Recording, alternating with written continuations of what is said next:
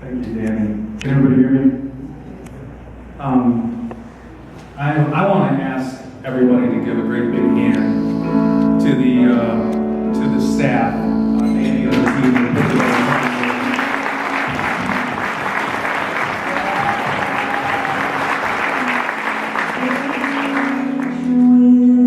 Some of you might recognize that song. It be known. This is a Rascal Flatts song. It's called "I Won't Let Go," and it's been the anthem, sort of my experience with cancer that my wife and I share. These, to me, are my wife's, Renee's, words to me as she stood by me through my ordeal. Let's see, I have a clicker somewhere. I stuck it in my pocket. So by way of introduction, I'm Dan Rooker. I'm a transplanted Illinoisan. I came to North Carolina in 1983 in pursuit of this beautiful young lady here, Renee. And we've been married 28 years now, so my wife Renee is with me tonight. My daughter Rachel, working the camera. And I have two very special guests. Renee's sister Karen McElrath, who lives here with her husband Scott in Mills River, which is not too far from where we'll be riding tomorrow. In fact, one of the reasons that I'm here is when I was looking for an event to do for this year, and I saw that there was going to be a bike ride in Asheville, I said, well, I think I can ride a bike. Well, actually, I know I can ride a bike. I just don't know how far I can ride one. But I would certainly love to spend a weekend in Asheville with Karen and Scott and the team here. I just am stunned and amazed at this organization. As I watch the program that Danny and her team put together, I am really humbled that I've been chosen to come up and speak to you tonight, because there are so many incredible stories, not just the survivors, but the people who have been affected by the disease and how they've turned that experience into a commitment to eradicate. And I'm proud to be part of it. Every time I participate in an event, my love for this organization grows. So my story begins in 2010. I've kind of divided into phases. I call the first one Watch and Wait. The second one was my first treatment. It was called FCR. The third phase, things got really, really dicey. I call it Richter's and bone marrow transplant, and then recovery. So I'll try to, being brief is not one of my great skills, so bear with me, but I will try to nail the 15-minute mark if I can. So I had swollen lymph nodes for quite a while in the period from about 2006 to 2010, and I never went to a doctor who correctly diagnosed them. I was kind of told not to worry about them for a while. I finally had a dermatologist tell me that asked me how long my lymph nodes have been swollen, and I kind of said, I don't know, 3 years, and he just stopped and looked at me and said, really? And that was the first time I felt nauseous. I mean, and people who are survivors and have had that moment where, a doctor says something to you that just makes you nearly sick to hear. And he said, you need to see an oncologist. And so 2 weeks later, I was with a doctor named Dr. Alan Kritz, who is still my doctor in Raleigh.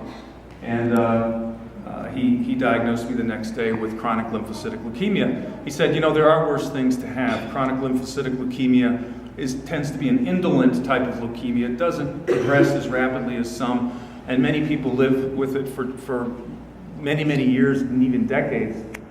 So we did some more work. We did some genetic typing of my disease. That took another couple of weeks for the results of that to come back, and there's 4 classifications of CLL. There's the good, there's the best one, there's the next best one, there's one that's not that good, and then there's one you really don't want. And I was sitting in his office again with my wife Renee, and I said, am I 17p abnormal? And he said, yes. And that's the one you really don't want. And the prognosis is not nearly as good, the treatments aren't nearly as effective, the remissions aren't nearly as long. And that was another one of those moments where, you're just rocked by the words that you heard. You just want to rewind the tape and say, that didn't happen. Let's try it again. But I just want to say at the outset here that as Christians, my wife and I faced these things with two perspectives, really. One was a medical perspective, where I wanted to know every fact and every treatment and every prognosis and every statistic about the disease. I wanted to get the best treatment I could, and that was kind of the logical and the engineer part of me. But there's a spiritual side for me to this, and this is something that, people say everything happens for a reason. I say nothing happens to me that God doesn't allow to happen. So what I tried to figure out is what is my mission here? What am I meant to accomplish, to learn, to contribute, to grow as I face this disease? So the first treatment is no treatment. It's called watch and wait. And I knew I had a tough case, and so I called. I had some recommendations from colleagues of mine that said, you really need to go to MD Anderson. They were both leukemia patients at MD Anderson. I had never heard of it. And if you haven't heard of it, it's one of the leading cancer research hospitals in the world. It's at the University of Texas in Houston. This is Dr. Michael Keating, and he is one of the leading CLL researchers in the world, and he looks mostly at these difficult cases like mine. And I called up MD Anderson one day and I said, I'd like to be a patient. And they said, well, we'll put you into the new patient line. And the next person that picked up the phone said, new patient line, what's your diagnosis? I said, CLL. She said, hold please. The next person picked up the phone and said, Dr. Mike, this is Michael Keating's office, can I help you? And he is so well known that I already knew who he was. And I couldn't believe that my call had been routed there. Long story short, he became my doctor at MD Anderson, so he collaborated with Dr. Kritz in Raleigh on my treatment. And I kind of went back and forth from Raleigh to Texas to be treated by this guy. And I want to tell you something about these doctors, these researchers. This is an academic. He's a full professor at the University of Texas, an extremely scientifically educated man. And when I walked into his office with my wife to meet him for the first time, he walked across, I stuck my hand out to introduce myself, and he met me like this. And he gave me a big bear hug, and then he gave Renee a big bear hug. And I've never, ever seen a doctor that had such a combination of academic brilliance, medical brilliance, and quote-unquote bedside manner. Just one of the warmest people you'll ever want to meet. So Watch and Wait includes normal life. This is the backyard project that we were doing while I was watching and waiting, watching my white cell counts. Right, they were 50,000 when I was diagnosed. Most of you know that there should be between 8 and 10, around 4 to 8,000. So we were watching and waiting to see if my white cell counts were going up, and meanwhile we lived our life. This is my daughter and I in the Cayman Islands in a dive trip in December of 2010. Unfortunately, every time we went back to the doctor, he said, your counts are up. Every 6 weeks, 50,000, 60,000, 71,000, 85,000, and that indicated aggressive disease. So Dr. Keating, oh, look at that fish. Is that not a fish? That is a little tarpon. Anyway, so the next, Dr. Keating said, look, we need to attack this disease. It's aggressive. We need to jump on it. So he started treating me with FCR. I won't go through it. One of them was fludarabine, and one of them was Rituxan, which was mentioned earlier. This is my sister Lori. Happy birthday, Lori. It is in fact her birthday today. She came down from New York to visit me in February or January of year 2012. My other sister Jill came from Chicago to visit me and stay with me. Now I was getting treatment 4 days a month, and then I would be kind of down on the couch for about 5 days. So they both came down. Lori after my first treatment, Jill after my second treatment, to help Renee take care of me basically, and just take care of their brother. And it was just a fantastic thing. 2011 was my year of treatment. It was also a banner year for anniversaries. Renee and I celebrated our 25th anniversary in March. Both of us turned 50 during that year. My dad turned 75. And we had been looking forward to this year for many, because we knew 2011 was going to be a big year for celebrations. Little did we know that it would also be a big year for medical reasons, I'll say. This is Renee's 50th in August. That's Karen and Scott. Scott caught. It's hard to tell, but you you can demonstrate that.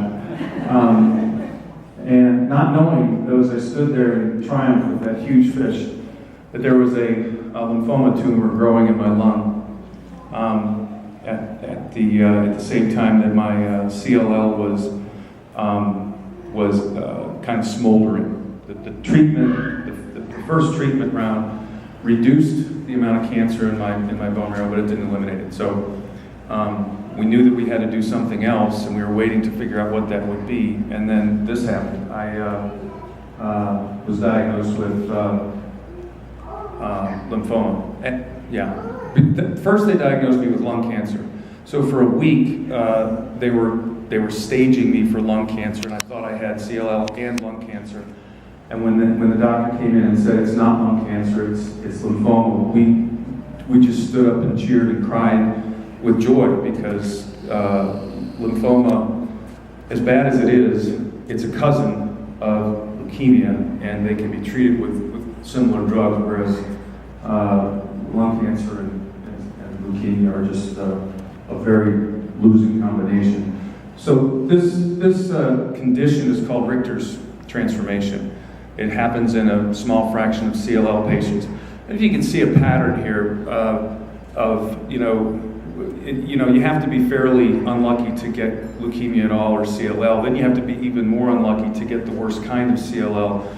Then you have to be really unlucky to have your CLL transform into a lymphoma.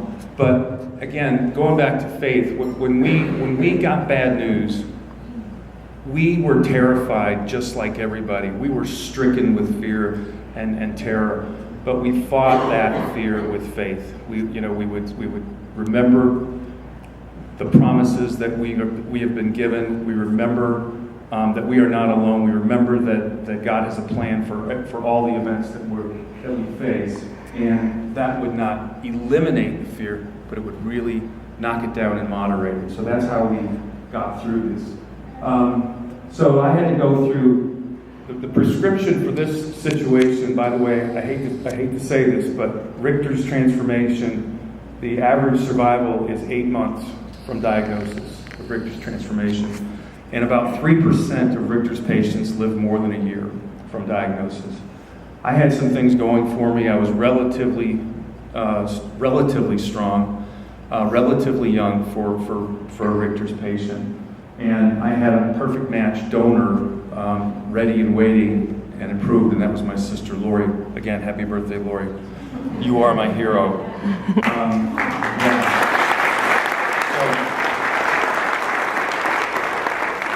So this is my 50th birthday. My friend there in the middle traveled from California to celebrate with me, and he said at that time, I was facing 2 rounds of chemo, and if they were effective in getting the 2 cancers into remission, then the transplant would happen. So, and he said, Dan, you're going to get through this, and you and I are going to stand on the top of Half Dome together again. And just one of the great faithful friends that I had throughout. Okay, so off we go to Houston. I had my bone marrow transplant in Houston. And this is the morning we arrived there, just after Thanksgiving at the end of in 2011. This is my sister Lori again. Oh, ball pictures, right? No survivor presentation will be complete without ball pictures. I know you've been waiting for me. You're about to get a few. So this type of chemo was very harsh, and of course my hair fell out. Lori had to be in Houston for 17 days to do the donation process. It did not go the way bone marrow donations normally go. It took her 12 days and 5 different sessions to cough up the right number of cells to get me going. That's obviously my sister and my doctor together. I love this picture. This is Lori. Finally, she's got 3 million cells per kilogram of weight that she needs in order to save my life. And that's us together celebrating that. Then I go into the hospital. I'm a fitness nut, and I said, "Where's the gym?" And there's, I've got my sanitary gloves, my sanitary mask. This is transplant day. It's such a bad picture of me. I really don't think it's me. But so focus on the stack there, the bag in yellow is the bone marrow, or stem cells, more accurately, it's the stem cells that are being infused into my body on the 21st of December in the hospital. That's new life for me. Oops, wrong way. So Christmas, oh, see, amazing. This is only 3 days later. Look at that hair. Something in my sister's stem cells just rock star hair in 3 days. That's Christmas Eve. And this is our Christmas Eve dinner in the lounge on the transplant floor at MD Anderson's Cancer Hospital. And that's Renee's parents that are with us on Christmas Eve that year. That's my Christmas morning in my hospital bed with no blood cells, absolutely no whites, no reds, no platelets, no nothing. Waiting for my sister's stem cells to start wake up and do their thing. And they did. On New Year's morning of 2012, I don't know if anybody else in here has ever felt bone pain that comes from the rush of production of white cells. And I felt it about 3 in the morning, and I knew at that moment that my sister's stem cells were starting to produce blood cells in my body. We moved out. I got out of the hospital. I immediately found a gym in the apartment complex. We had to stay in Houston for 2 more months or 3 more months to get follow-up treatment. I almost killed myself taking that picture. the treadmill is going, and I'm using the camera and trying to hit the thing, and I also wanted to point, it was almost really ugly. So I want to also mention that there's a church there, the First Presbyterian Church in Houston. It's right near the hospital complex, and some people from the church reached out to us while we were in treatment. And as I got better and could go out in public, we began to attend that church. And this is one of my life verses, I would call it. And we know that in all things God works for the good of those who love Him and who have been called according to His purpose. And that always gave me hope and perspective about my cancer, to say there's a reason for this. And there are people I'm going to meet. There are people that I'm going to be able to touch. I've been introduced to a completely new world of people who have been affected by this disease. So I trusted that there was a reason for it and helped me get through it. We continued in Houston with our Valentine's Day picture. I also want to give a shout out to Karen's.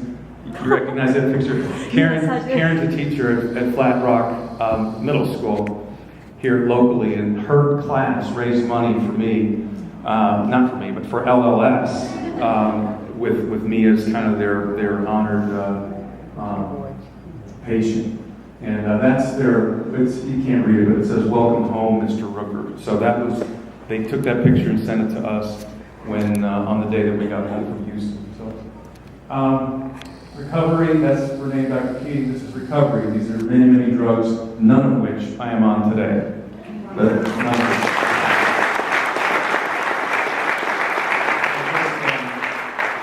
I got involved in teaming training because I wanted to do something to give back.